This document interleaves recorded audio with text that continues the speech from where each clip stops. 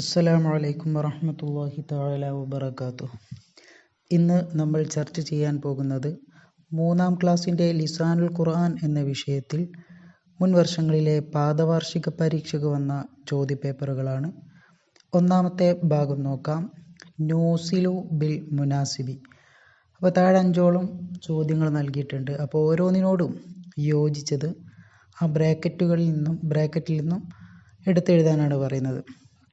അപ്പോൾ ഒന്നാമത്തെ ചോദ്യം അല ത്വാവിലെത്തി. അപ്പം അല എന്നതിൻ്റെ അർത്ഥം നമ്മൾ പഠിച്ചതാണ്. എന്താണ് അർത്ഥം? മേൽ അല്ലേ? അല ത്വാവിലെത്തി, മേശയുടെ മേൽ.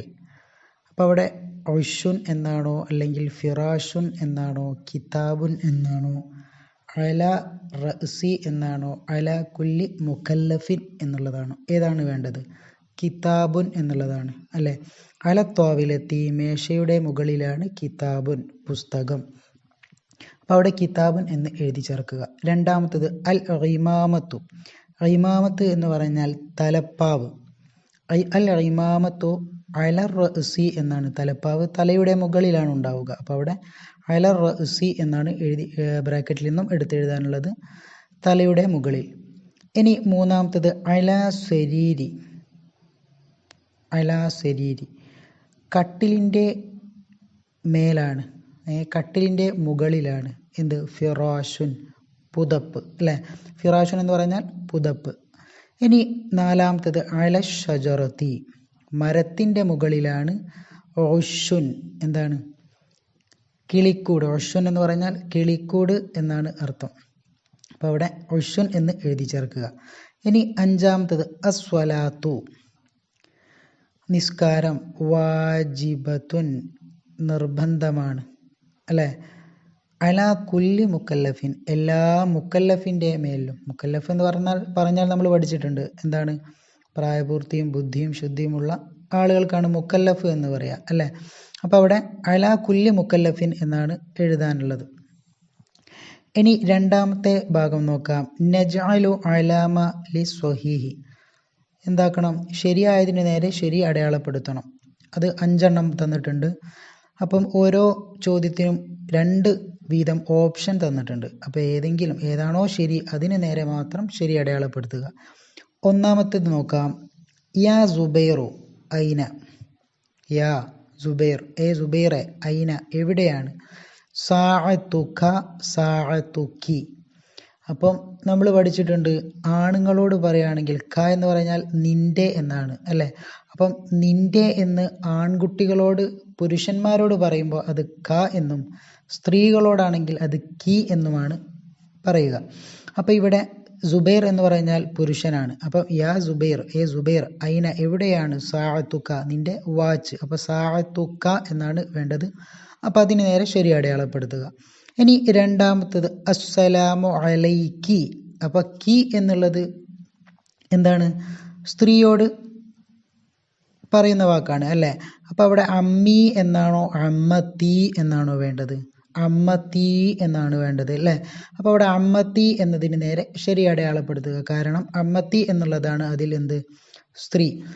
ഇനി മൂന്നാമത്തത് അസ്സലാമു അലൈക്ക അല്ലേ? ക എന്ന് ആരോടാണ് പറയുക? പുരുഷന്മാരോടാണ്. അപ്പോൾ യാ ആത്തിക്കത്തു അല്ലെങ്കിൽ ബഷീർ.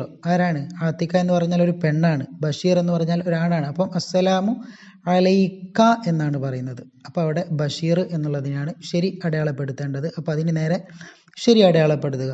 ഇനി നാലാമത്തത് അൽ ഖമറു ഫിൽ ബൈത്തി ഫിസ് സമാഇ. വീട്ടിലാണോ ചന്ദ്രൻ ഉണ്ടാകുക? അല്ലല്ലോ, എവിടെയാണ്? ആകാശത്താണ്. അപ്പോൾ ഫിസ് സമാഇ എവിടെയാണ്? ആകാശത്തിൽ. അതാണ് അൽ ഖമറു, ഖമർ ഫിൽ ബൈത്തി ഫി സമാഇ. അപ്പോൾ ശരിയായത് ഏതാണ്? ഫിസ് സമാഇ എന്നുള്ളതാണ്. അപ്പം അതിന് നേരെ ശരി അടയാളപ്പെടുത്തുക.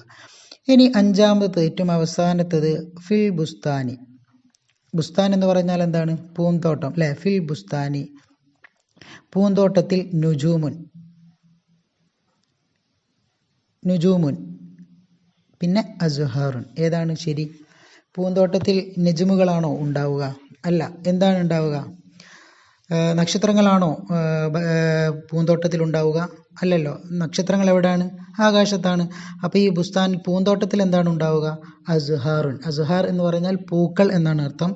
അപ്പോൾ ഈ പൂക്കളാണ് എവിടെ ഉണ്ടാവുക? ബുസ്താനിൽ ഉണ്ടാവുക. അപ്പം അസ്ഹാറുൻ എന്നതിന് നേരെ ശരി അടയാളപ്പെടുത്തുക. ഇനി മൂന്നാമത്തെ ഭാഗമാണ് നുൻഷുൽ അസ്ഇലതു കമാ ഫിൽ മിസാലി. അപ്പം ആദ്യം ഒരു ഉദാഹരണങ്ങൾ നൽകിയിട്ടുണ്ട്, ഒരു ഉദാഹരണം നൽകിയിട്ടുണ്ട്. അതുപോലെ എന്താക്കണം? ചോദ്യങ്ങൾ നിർമ്മിക്കാനാണ് പറയുന്നത്.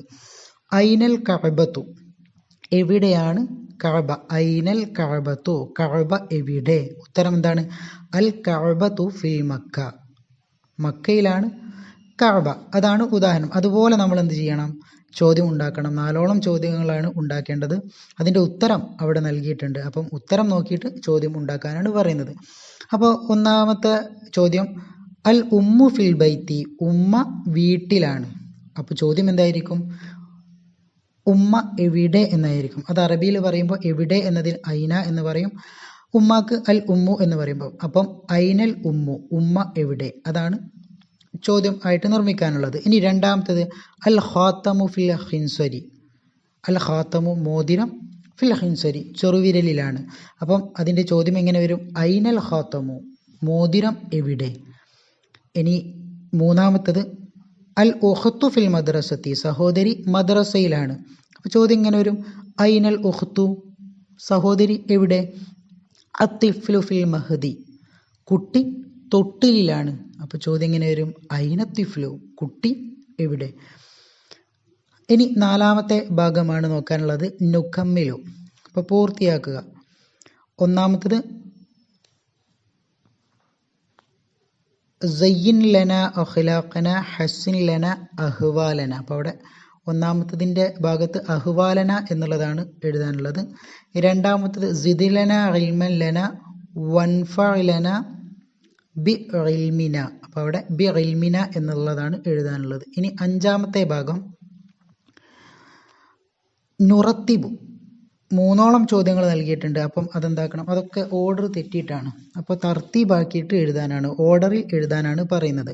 അപ്പോൾ ഒന്നാമത്തെ, അലാ സത്ഹി അസ് സഫീനത്തു അൽ ബഹ്റു.